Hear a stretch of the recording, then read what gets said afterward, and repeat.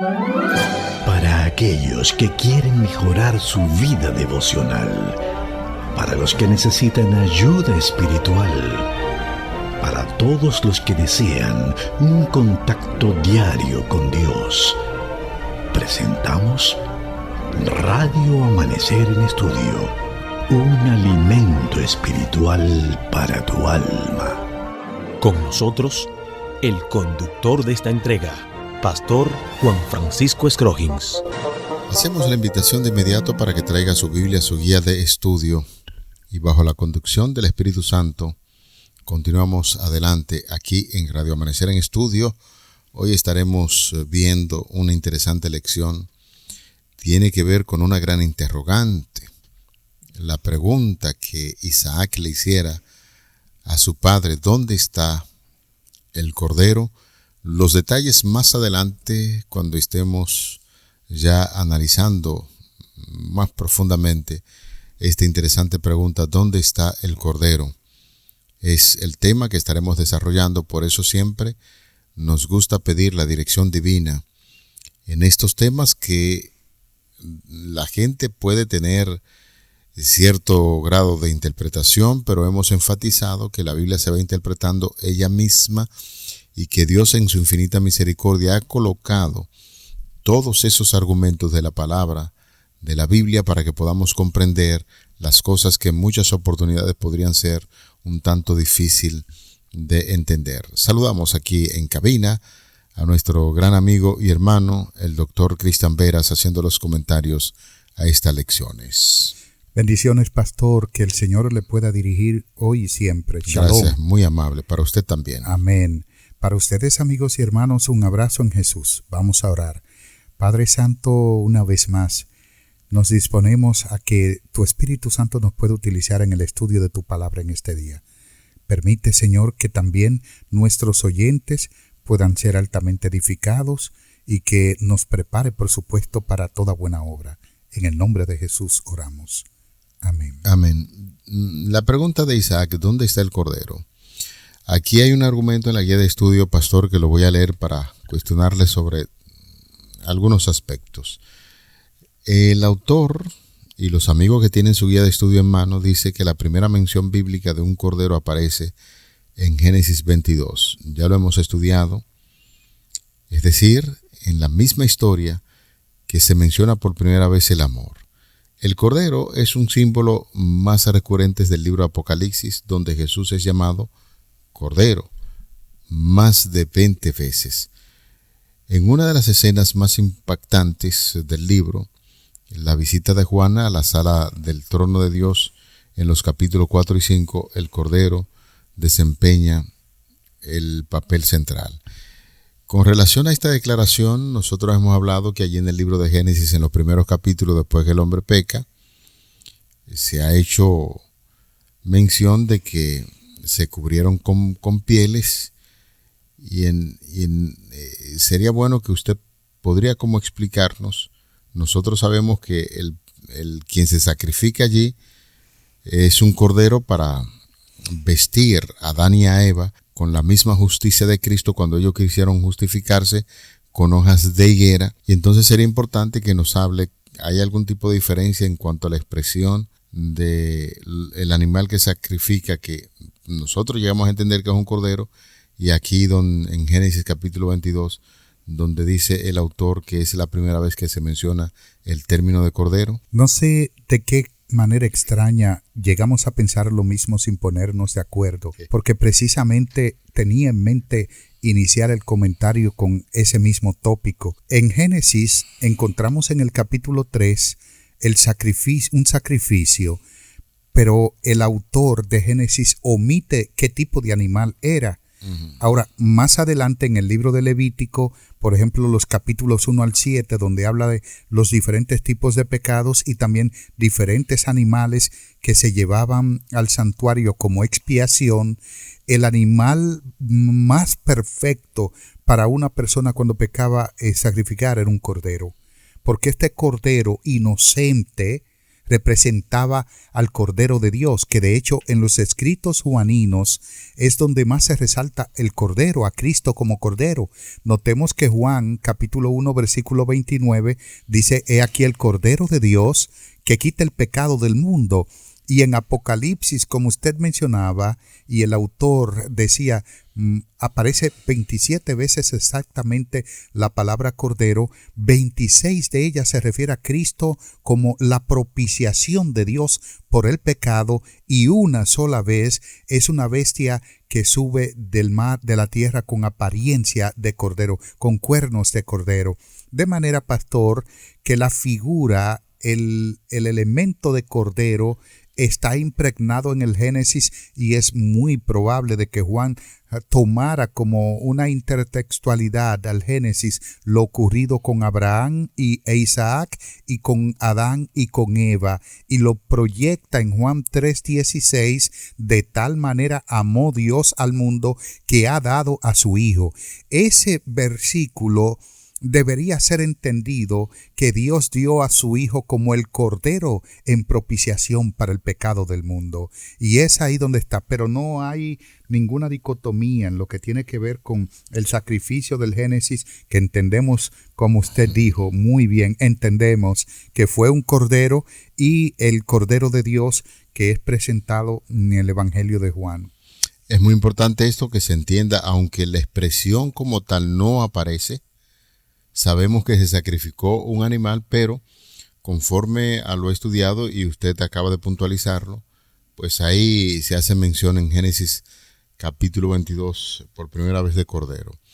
Pastor, es muy importante esto, por eso nosotros decimos que ir analizando y haciendo comparación tanto del Antiguo y del Nuevo Testamento, y los mismos libros que dentro del Antiguo Testamento hablan de esto, lo mismo sucede en el Nuevo Testamento, pues para que podamos entender y darnos cuenta que la palabra de Dios no se contradice en ningún momento, sino más bien que cada versículo o cada texto se va complementando uno con el otro. Ya hemos hablado acerca del gran sacrificio que se le ordenó a Abraham y que lo llegó a realizar, por lo menos en su mente, aunque Dios a través del ángel detuvo su mano para que no se realizara este sacrificio. Génesis capítulo 22 versos 7 y 8. Entonces habló Isaac a Abraham su padre y dijo: Padre mío. Y él respondió: heme aquí, hijo mío. Y le dijo: he aquí el fuego y la leña, mas ¿dónde está el cordero para el holocausto? Y respondió Abraham: Dios se proveerá de cordero para el holocausto, hijo mío. E iban juntos. Este pasaje de la Biblia ha traído cierto grado de algunas personas como con dificultad para entenderlo, porque entienden que ya mentalmente Abraham sabía que iba a sacrificar a su propio hijo, y entonces dicen que a través de la fe operó el hecho de que Abraham, de manera consciente, aunque lo sacrificara, Dios de una manera u otra iba a resucitar a Isaac y luego proveer el cordero. Cuéntenos un poquito cuál es la impresión que tiene sobre este pasaje de la Biblia. Es muy atinada la pregunta que estás haciendo, pastor. Si vemos el versículo 5 del capítulo 22, Abraham dice a los siervos que andaban con él y con su hijo: esperadnos aquí, y nosotros iremos y volveremos. No, hay otro término. Dice: esperadnos aquí, en un imperativo, y nosotros iremos. Note, él y el hijo. Adoraremos, él y el hijo. Para Abraham no era una ocasión fortuita, era un acto de adoración. Aún lo difícil que Dios le estaba pidiendo era un acto de adoración y obediencia. Y él dice: adoraremos y luego volveremos. Note que hay 3 verbos. Los 3 están en plural. Abraham en su mente tenía de que él iba a sacrificar a su hijo, pero Dios le había hecho una promesa de que en su descendencia él bendeciría a todas las familias de la tierra. Abraham había sugerido en algún momento a Eliezer, y Dios le dijo: no es este. había sugerido a Ismael y Dios le dijo, este no es que te va a heredar tampoco. Yo haré de él una nación grande, pero lo que yo te estoy prometiendo no es con él, es con un hijo que te van a hacer de Sara. El único hijo que Abraham tuvo con Sara fue Isaac. Entonces Abraham está pensando en que Dios va a cumplir la sentencia de muerte sobre Isaac, la paga del pecado, pero que lo resucitaría y que él regresaría al lugar de su casa, donde su esposa con su hijo vivo. Por eso, para Abraham, es un acto de adoración y de fe. Él está diciendo, yo tengo confianza en que Dios lo va a resucitar, pero Dios siempre tiene un plan mejor que el nuestro, pastor. Porque en lugar de Dios permitir que lo matara y resucitarlo, que aún así la memoria postraumática de Abraham estaría permeada por dolor de por vida, aunque Dios lo haya resucitado, el Señor no permitió que lo matara. Hay algunos aspectos importantes que está dentro de la parte interpretativa, que cualquier persona que lea, recuerda cuando leíamos ahí en el capítulo 22 iniciando, después de estas cosas. Sí. Y nosotros estuvimos conversando que había problemas de personalidad en Abraham, claro, en torno a lo que es la obediencia a los mandamientos de la ley de Dios y al mandato mismo que Dios le ordenaba, como se le consideraba el padre de la fe y la promesa que Dios había hecho de darle ese hijo. Todo anda bien.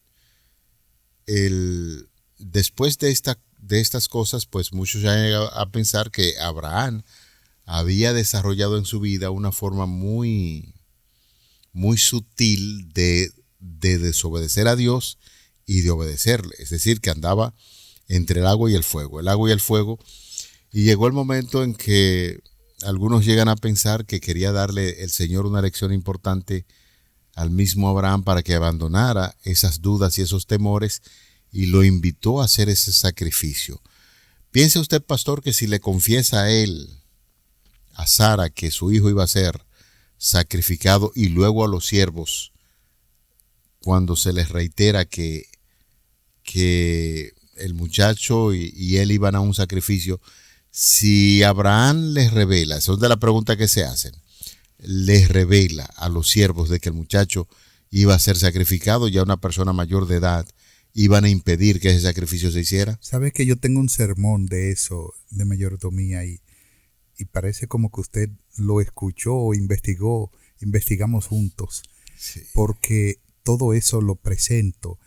Lo primero es que Sara no lo supo, él no le dijo. Nunca, si lo dice. Algunos autores dicen, si lo dice va a impedir que se haga el sacrificio. Definitivamente la vida de Sara estaba ligada completamente a la vida de Isaac.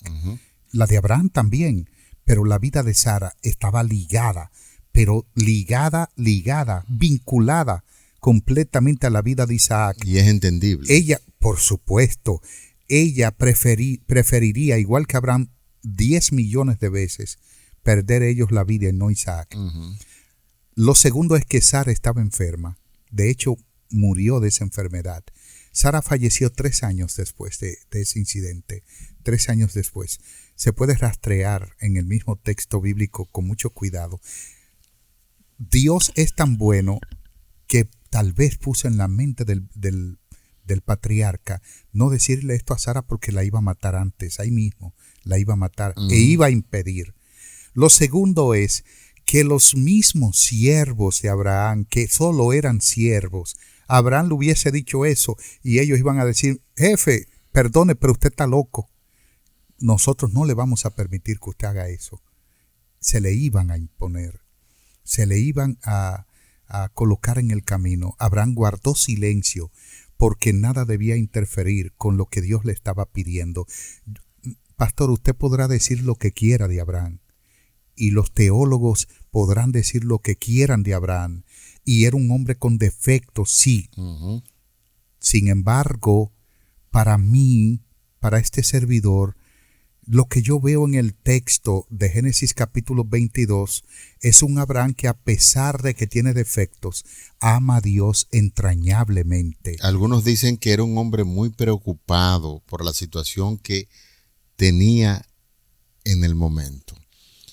Una sentencia o un mandato de Dios de sacrificar a su hijo, usted sabe como dice Elena de White, que fueron varias noches. 3 noches, así 3 noches pensando en eso, que ni siquiera dormía. Al menos 2 noches. Porque él conocía perfectamente la voz de Dios y sabía que era el mismo Señor que estaba ordenando el sacrificio. Entonces, Abraham está pasando por una situación sumamente penosa.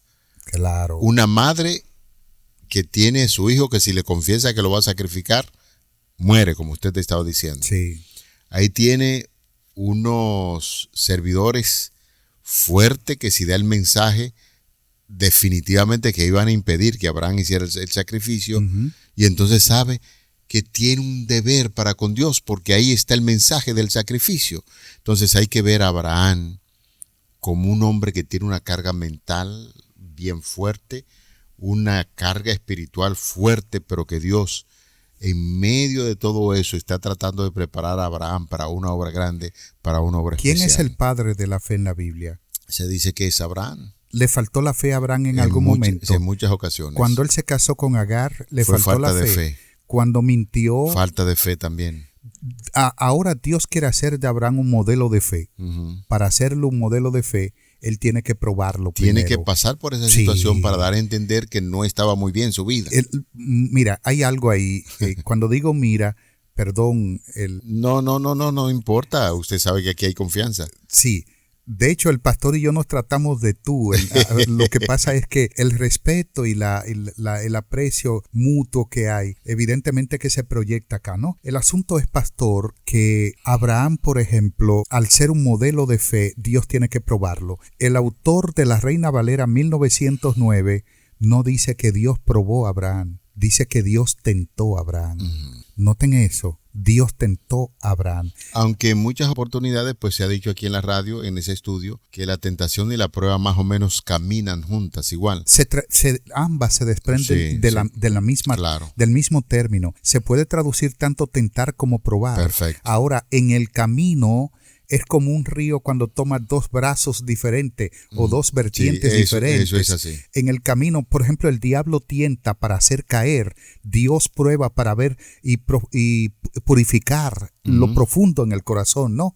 De manera que cuando dice que Dios tentó a Abraham, el autor de la Reina Valera 1909, es porque a ningún ser humano en toda la Biblia se le pidió otra prueba como esa. Eso es así. Entonces, Dios quiere hacer de Abraham un modelo de fe.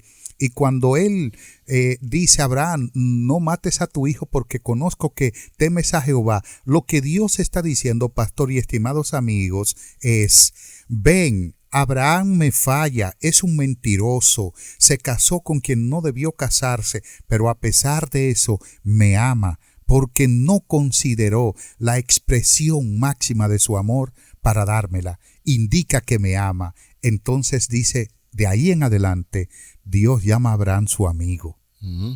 Eso es cierto. En torno a este muchacho, algunos dicen entre 16, 17, un joven muy fuerte.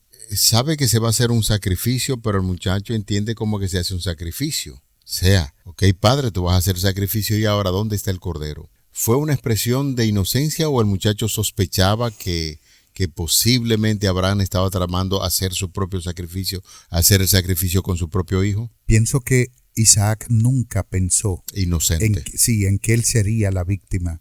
Pienso que nunca lo hizo. Cuando él le preguntó a Abraham, ¿dónde está el cordero?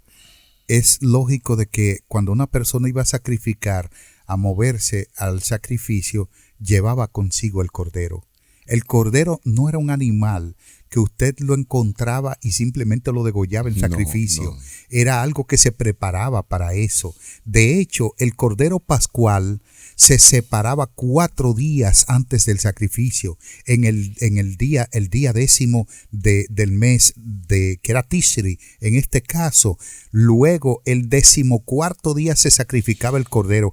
Asimismo, Cristo fue apartado, pastor, sentenciado a muerte unos días antes de la crucifixión como el Cordero de Dios. De manera que este cordero, Isaac pregunta por qué ellos debieron haber llevado el cordero. El cordero se seleccionaba con mucho cuidado, debía ser sin mancha, sin mácula, y Abraham debió llevarlo. Isaac parece que ahora piensa, ¿y dónde está el cordero? Porque es extraño, o sea, nosotros tenemos los elementos para el sacrificio, tenemos la leña, con lo que vamos a hacer el fuego, el cuchillo, todo. Todo. Y ahora esto es una situación extraña, Padre. Sí. Si nosotros vamos a realizar este sacrificio, la pregunta que te hago, ¿dónde está el cordero? Así es. ¿Sabes qué hizo Abraham con Isaac, pastor? Dice que él tomó en su mano el cuchillo y le puso a Isaac, ¿qué cosa? La leña para el sacrificio. Sí. No le presenta una intertextualidad, o sea, la intertextualidad se da con un texto del Nuevo Testamento o posterior a la base, al fundamento, ¿no? Bueno, hay un pasaje de la Biblia en Juan que está sirviendo de fundamento. Parece ser que Juan mismo está tomando ese cuadro, ese escenario y dice, he ahí el Cordero de Dios que quita el pecado del mundo. Definitivamente. Sin embargo, hay otro pasaje. ¿Quién cargó con su propia cruz? El Señor Jesucristo. Que de hecho, mira el paralelismo que hay entre ese texto, pastor. ¿Era Cristo culpable o inocente? Inocente. ¿Era Isaac culpable o inocente lo que estaba pasando? Inocente. Note eso. ¿La cruz era de Cristo o era de alguien más?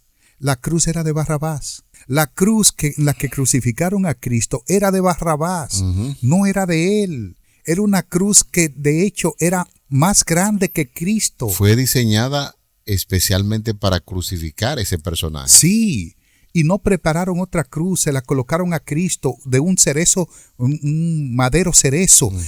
Señores, lo que estamos viendo es un paralelismo fascinante donde Dios le grafica a Abraham la inocencia de Cristo en la cruz, sin embargo, carga con los pecados de la humanidad. La diferencia es que Isaac no es sacrificado. ¿Sabes por qué? Porque Dios le está diciendo a Abraham y al mundo, la muerte de tu hijo no es la solución para el pecado que tú cometiste, es la muerte del mío. Claro. Es Cristo quien carga con eso. Claro, es muy interesante esto. Siempre hemos hablado cuando tenemos que predicar sobre el tema, que la reflexión profunda que Dios pone a Abraham a hacer es porque él sencillamente no estaba muy bien ubicado en torno a su vida de pecado. Y entonces quien debería estar siendo sacrificado en ese momento podría ser el mismo Abraham, pero el Así hijo es.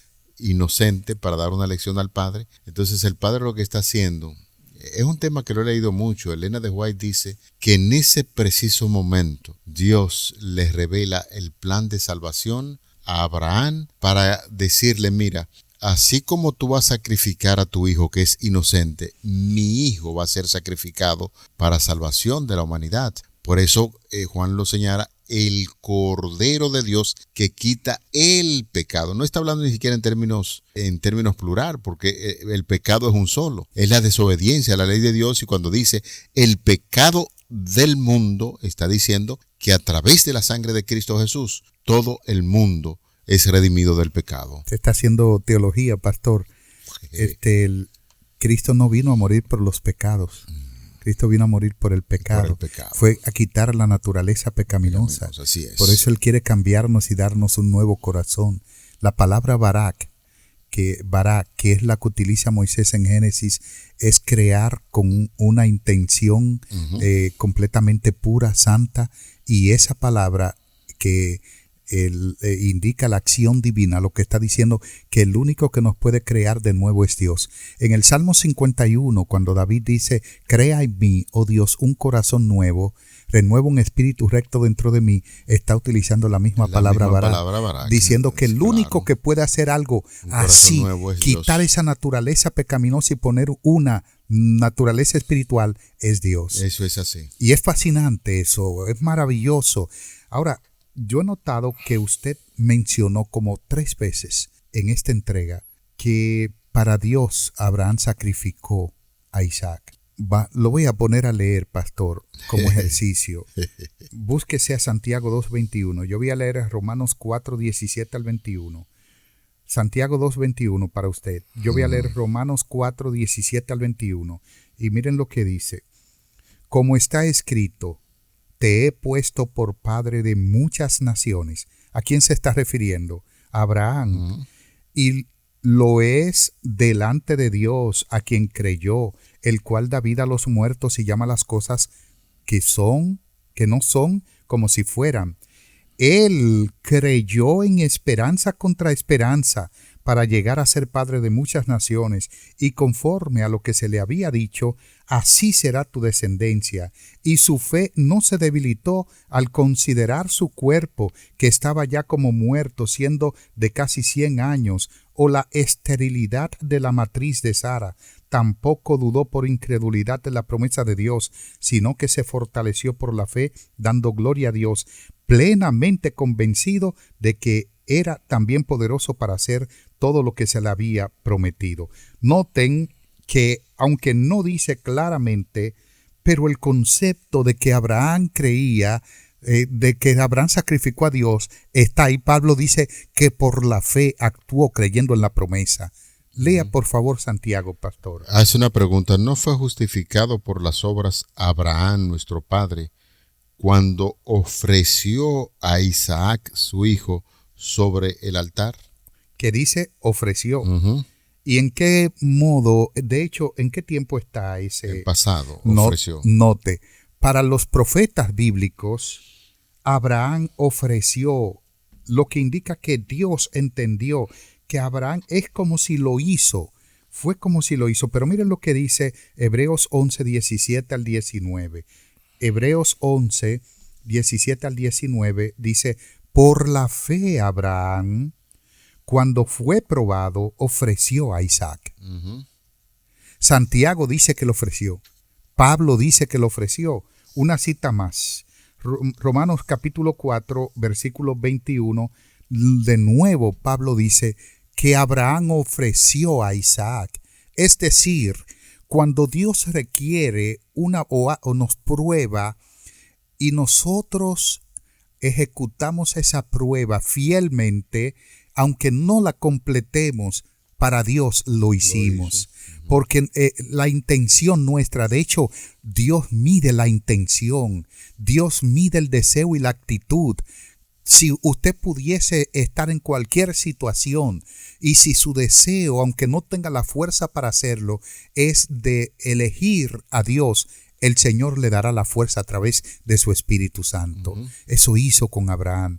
De manera que nosotros tenemos una lección objetiva maravillosa en la historia de Génesis capítulo 22, donde indica que el amor de Dios es tan profundo, tan grande, es tan bueno, que Dios ofreció a su Hijo, como dice Apocalipsis 13:8, desde antes de la fundación del mundo. No fue que murió antes de la fundación del mundo, fue que Él hizo propiciación desde antes, para que los pecados del pastor Scroggins, los pecados tuyos, amado amigo, hermano que nos escucha, y los pecados de este servidor sean, por supuesto, proyectados en la cruz del Calvario. Bueno, poderosa lección. Llega a su final. Vamos a orar. Padre, muchísimas gracias por el buen deseo que tiene para con tus hijos, que puedan entender estos grandes temas que nos hablan sobre el afecto, el amor tierno que tiene para con tus hijos, que de manera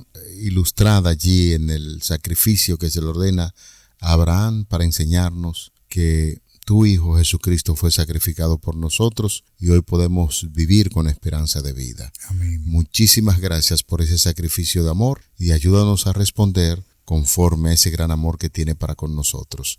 En el nombre de Jesús. Amén. Para aquellos que quieren mejorar su vida devocional, para los que necesitan ayuda espiritual, para todos los que desean un contacto diario con Dios, hemos presentado Radio Amanecer en Estudio, un alimento espiritual para tu alma.